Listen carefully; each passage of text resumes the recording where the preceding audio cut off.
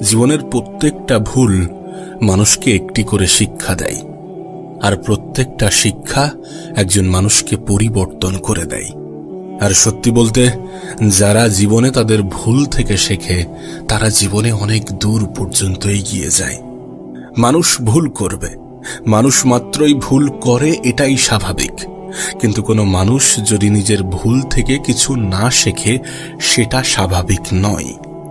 জীবনে ভুল করেছো ঠিক আছে, কিন্তু নিজের ভুলগুলো থেকে কিছু শেখার চেষ্টা করো, আর সেই শিক্ষাগুলো নিজের জীবনে প্রয়োগ করার মাধ্যমে নিজের জীবনে পরিবর্তন আনো। জীবনে আবেগের দুনিয়া থেকে বার হয়ে একটু বাস্তবতার দুনিয়ায় আসার চেষ্টা করো, একটু বাস্তবতার দুনিয়ায় বেঁচে থাকার চেষ্টা করো। একজন মানুষের আবেগ তাকে দুর্বল করে ফেলে, আর একজন মানুষের বিবেক তাকে সজাগ করে তোলে। সত্যি বলতে, যারা জীবনে প্রতিষ্ঠিত হতে চায় তাদের জীবনে বিবেক দিয়ে চিন্তা করাটা অনেক বেশি প্রয়োজনীয় হয়ে দাঁড়ায়।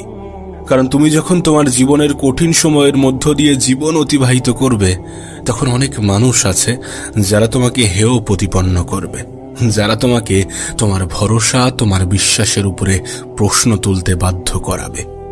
আর এর ফলস্বরূপ তুমি আবেগী হয়ে নিজের উপরে সন্দেহটা করে বসবে, যেটা তোমার স্বপ্ন পূরণের পথের সব থেকে বড় বাধা হবে।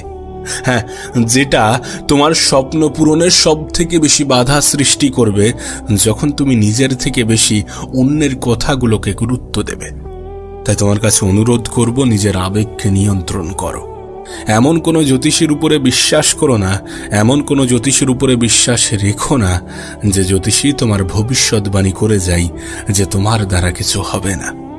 আসলে এই মানুষগুলো ভয় পায় যে তোমার দ্বারা না বড় কিছু হয়ে যায়, তুমি না বড় কিছু করে ফেলো। তাই মানুষকে ততটাই বিশ্বাস করো যতটা বিশ্বাস করলে তোমার ক্ষতি হবে না। এ পৃথিবীতে আমি অনেক মানুষকে অন্ধের মতো বিশ্বাস করে ঠকতে দেখেছি। এ পৃথিবীতে আমি অনেক মানুষকে অন্ধের মতো বিশ্বাস করে নিজের উপরে সন্দেহ করতে দেখেছি। তুমি কেন এটা ভুলে যাবে যে জীবন যেহেতু তোমার, তাই এই জীবনটাকে নিজের মতো করে সাজানোর সম্পূর্ণ অধিকার তোমার আছে।